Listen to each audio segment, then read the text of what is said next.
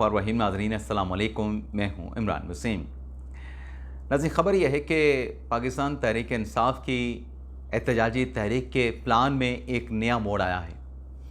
एक तरफ बानी तहरीक इंसाफ इमरान ख़ान का हुक्म है और दूसरी तरफ पाकिस्तान तहरीक इंसाफ की क़यादत है, जिनके कंधों पे इमरान ख़ान साहब ने 5 अगस्त की एहतजाजी तहरीक की बड़ी ज़िम्मेदारी डाल रखी है।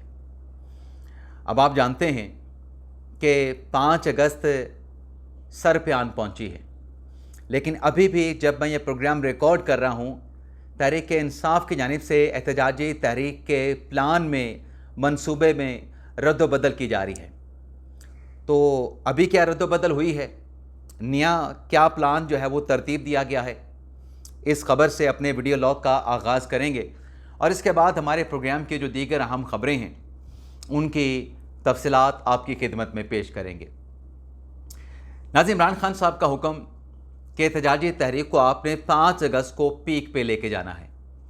इसका मतलब ये था कि आपने एहतजाजी तहरीक जो है 5 अगस्त से बहुत पहले इसका आपने आगाज़ कर देना था और 5 अगस्त को उस एहतजाजी तहरीक का जो एहतजाज तहरीक इंसाफ ने चाहे इज़ला की सतह पे करने थे, चाहे डिवीज़न की सतह पे करने थे, चाहे तहसील लेवल पे, कस्बे के लेवल पे करने थे, उन तमाम प्रोटेस्ट को यकजा करके 5 अगस्त को उसका पीक, उसका नुक्ता अरूज जो है वो सामने लेके आना था, उसका पीक दिखाना था।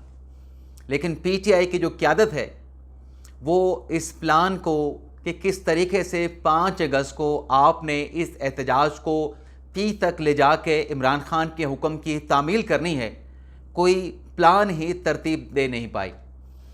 अब जो आखिरी इनका प्लान था वो ये था कि हर इज़ला और उसके नीचे तहसील की सतह पे जो मकामी क़यादत है, जो लीडरशिप है लोकल तहरीक इंसाफ की, उसमें जो टिकट होल्डर्स हैं, जो अरकान असम्बली हैं, वो अपने अपने कॉन्स्टिट्यूंसीज़ में, अपने अपने हलकों में एहतजाज करेंगे, रैलियाँ निकालेंगे। अब उसमें जो नई तब्दीली की गई है वो ये है कि जो अरकान कौमी असम्बली हैं और जो सेनेटर हजरात हैं वो तो अपने हलकों में, सेनेटर का तो वैसे हल्का नहीं होता, लेकिन अरकान असम्बली का एक बड़ा हल्का होता है। 2 सूबाई असम्बली के हल्के मिलके एक कौमी असम्बली का हल्का बनता है। तो नया प्लान ये बना है कि जितने भी अरकान कौमी असम्बली हैं और इसके साथ साथ जो सेनेटर हजरात हैं वो इस्लामाबाद में इकट्ठे होंगे और इस्लामाबाद में कल मंगल का दिन है, बानी तहरीक इंसाफ इमरान ख़ान के साथ मुलाकात का दिन है और मुलाकात की जो फ़हरिस्त बनाई गई है उसमें सलमान अकरम राजा हैं, सलमान सफदर हैं, नियाज़ुल्लाह नियाज़ी हैं और अवैस यूनुस चौधरी हैं, ज़हीर अब्बास चौधरी हैं और एडवोकेट शमसा कियानी हैं। इनका पहली मरतबा नाम जो है मुलाकातों की फ़हरिस्त में शामिल किया गया है। तो मुलाकात का दिन भी है और ये जितने भी अरकान कौमी असम्बली हैं, सेनेटर हजरात हैं, ये कोई प्रोटेस्ट नहीं करेंगे। ये कल अडयाला जेल के बाहर जाके इमरान ख़ान साहब की 5 अगस्त की गिरफ़्तारी की मज़म्मत करेंगे, एहतजाज करेंगे और इमरान ख़ान की रिहाई का मुतालबा करेंगे। लेकिन जो अरकान सूबाई असम्बली हैं वो अपने हलकों में प्रोटेस्ट करेंगे और जो टिकट होल्डर्स हैं उनको भी अलर्ट कर दिया गया है और बताया गया है कि तहरीक तहफ़्फ़ुज़ पाकिस्तान के प्लेटफार्म से ये एहतजाज किया जाएगा। अच्छा, अभी भी तहरीक तहफ़्फ़ुज़ पाकिस्तान के प्लेटफार्म की बात की जा रही है, जबकि मेरी इत्तला के मुताबिक, मेरी ख़बर के मुताबिक ये जो बर्डन है तहरीक इंसाफ की एहतजाजी तहरीक का, इससे मुकम्मल तौर पर तहरीक तहफ़्फ़ुज़ पाकिस्तान की क़यादत ने इस बोझ को उठाने से इनकार कर दिया है। आपको कहीं तहरीक तहफ़्फ़ुज़ पाकिस्तान की क़यादत नज़र आती है? एहतजाज इन्होंने करना है तहरीक इंसाफ वालों ने। अभी पहले ये कह रहे थे कि लाहा अमल भी तहरीक तहफ़्फ़ुज़ पाकिस्तान की जानिब से दिया जाएगा, लेकिन अब लाहा अमल पाकिस्तान तहरीक इंसाफ खुद दे रही है कि हमने इज़ला की सतह के ऊपर एहतजाज करना है। लेकिन कौमी असम्बली के अरकान और सेनेटर हजरात जो हैं इस्लामाबाद आएंगे और अडयाला जेल के बाहर एहतजाज करेंगे। सवाल ये पैदा होता है, अडयाला जेल के अतराफ़ में कई मरतबा जो रावलपिंडी की इंतज़ामिया है, जो पुलिस है, उसकी तरफ से कहा गया है कि सिक्योरिटी कंसर्न्स रहते हैं, तो क्या वहाँ पे एहतजाज करने की इनको इजाज़त मिलेगी? नाज़रीन, लगता नहीं है कि एहतजाज करने की इजाज़त इनको मिलेगी। और दूसरा ये है کہ تحریک تحفظ پاکستان کے پلیٹ فارم سے جس احتجاج اور لاہ عمل کا اعلان کی بات کی جا رہی تھی وہ تو نہیں ہو سکا. ہاں یہ ہو سکتا ہے کہ جو قیادت ہے پٹا کی، پاکستان تحریک تحفظ آئین پاکستان کی، وہ ہو سکتا ہے کہ ان کے چند نامور جو حضرات ہیں، جو شخصیات ہیں، وہ پی ٹی آئی کے ساتھ کسی احتجاج میں، کسی ریلی میں شامل ہو جائیں. اس کے ساتھ ساتھ ناظرین، 26 نومبر کے حوالے سے جو احتجاج ہوا اور اس سیکشن 144 کی خلاف ورزی پہ کیے گئے احتجاج پر جن مقدمات کا اندراج ہوا، 5 اگست سے پہلے یعنی کل کے اس احتجاج سے پہلے پاکستان تحریک انصاف کے کارکنان نہیں نکلنا نا احتجاج کرنے کے لیے. عمران خان صاحب کے ووٹر سپورٹر نہیں احتجاج کرنے کے لیے نکلنا ہے، اور وہی لوگ نکلتے ہیں جو ہمیشہ عمران خان صاحب کے لیے نکلتے ہیں. تو ڈیولپمنٹ یہ ہوئی ہے کہ آج جج ابوالاسناد کی عدالت میں 26 نومبر کے 6 مقدمات کی کیس کی سماعت ہوئی ہے، اور اس کیس میں تحریک انصاف کے رہنما، خاص طور پہ تحریک انصاف کے کارکنان اور ووٹر سپورٹر جو عرصے سے غیر حاضر چلے آ رہے تھے، عدالت کی جانب سے ان کے اریسٹ وارنٹ جو ہے وہ جاری کر دیے گئے ہیں. اور 6 ستمبر کی آئندہ کی تاریخ جج صاحب نے ڈالی ہے، اور عدالت نے یہ قرار دیا ہے کہ آئندہ سماعت پہ اگر یہ پیش نہیں ہوتے تو پھر ان ملزمان کو اشتہاری قرار دینے کا عدالت نے، جج صاحب نے اندیا بھی دے دیا ہے. اچھا، عمران خان کے خلاف کیس کی سماعت بھی ہوئی ابوالاسناد ذوالقرنین صاحب کی عدالت میں 26 نومبر کے احتجاج سے متعلق. کیونکہ عمران خان صاحب کی دستیابی نہیں ہوتی تو اس کیس میں بھی عدالت کی جانب سے 9 ستمبر کی تاریخ جو ہے وہ ڈال دی گئی ہے، اور 26 نومبر کے احتجاج کے حوالے سے تھانہ سنگجانی میں جو مقدمہ درج کیا گیا اس میں عدالت کی طرف سے 7 ستمبر کی آئندہ کی تاریخ ڈالی گئی، اور ملزمان کو وارننگ دی گئی ہے. اریسٹ وارنٹ ناقابل ضمانت ان کے جاری کیے گئے ہیں کہ ان کو گرفتار کر کے پیش کیا جائے. اب جن کے اریسٹ وارنٹ اور وہ بھی ناقابل ضمانت اریسٹ وارنٹ جاری ہوئے ہیں، وہ کیا اسلام آباد میں یا راولپنڈی میں اس بات کا خطرہ مول لیں گے کہ ان کے اریسٹ وارنٹ جاری ہیں اور وہ کسی احتجاج میں شریک ہوں؟ اپنے آپ کو یہ تو ایسے ہی ہے کہ گرفتاری کے لیے پیش کرنا. عدالت میں سرنڈر کرنا ہو سکتا ہے کہ عدالت میں جا کے سرنڈر کر کے اپنے اریسٹ وارنٹ جو ہے آپ سسپینڈ کروا لیں، منسوخ کرا لیں، لیکن اب عدالت میں تو آئندہ مہینے کی تاریخ ڈالی گئی ہے، ستمبر کی تاریخ ڈال دی گئی ہے. تو اس دوران اگر ان کی گرفتاری ہوتی ہے تو پھر ایک طریقے سے تو یہ پولیس کی کسٹڈی میں رہیں گے. تو یہ بھی تحریک انصاف کے احتجاج کو ایک بڑا جھٹکا لگا ہے. اس کے ساتھ ساتھ ناظرین، ملک ریاض حسین اور بحریہ ٹاؤن کے حوالے سے جو آج اسلام آباد ہائی کورٹ میں اہم مقدمات کی سماعت ہونا تھی، جو متعدد بحریہ ٹاؤن کی پراپرٹیز کو 7 اگست کو نیلام کیا جانا تھا، اور اس نیلامی کو رکوانے کے لیے جو بحریہ ٹاؤن نے اسلام آباد ہائی کورٹ سے جو حکم امتناع حاصل کیا تھا، اس سٹے آرڈر کو ویکیٹ کرانے کے لیے نیب نے الگ سے ایک درخواست دائر کی تھی، جس پر اسلام آباد ہائی کورٹ کے چیف جسٹس سرفراز ڈوگر صاحب نے اور جسٹس محمد آصف صاحب نے سماعت کی تھی. اور سماعت کرنے کے بعد عدالت نے آج کی تاریخ تک کے لیے بحریہ ٹاؤن کو نوٹس جاری کیا تھا. آج کیس کی سماعت ہوئی، جسٹس سرفراز ڈوگر صاحب کی سربراہی میں 2 رکنی بینچ نے، نیب کے پروسیکیوٹر موجود تھے، اور دوسری طرف بحریہ ٹاؤن کی طرف سے ایڈوکیٹ فاروق ایچ نائک پیش ہوئے. اچھا ناظرین، جو فاروق ایچ نائک صاحب ہیں، ان کو جادوگر وکیل کہا جاتا ہے. بڑے تحمل مزاج سے، بڑے دھیمے مزاج سے اپنے کلائنٹ کی بات جو ہے وہ عدالت کے سامنے کرتے ہیں. مشرف جیسے مشکل دور میں، ڈکٹیٹرشپ میں، محترمہ بے نظیر بھٹو اور آصف علی زرداری کے کیسز میں خاموشی کے ساتھ فاروق ایچ نائک پیش ہوتے تھے، اور عدالت سے کوئی نہ کوئی ریلیف لے کے آتے تھے.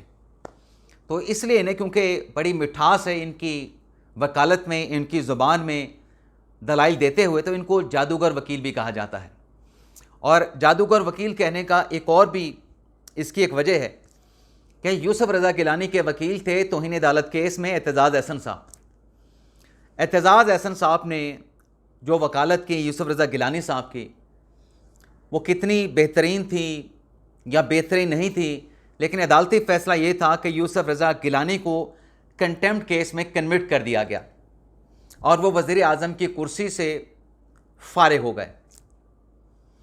جب وہ وزیر اعظم کی کرسی سے فارغ ہوئے تو اسی سوئس کیسز میں جو نئے وزیر اعظم بنے راجہ پرویز اشرف، ان کو نوٹس کیا گیا.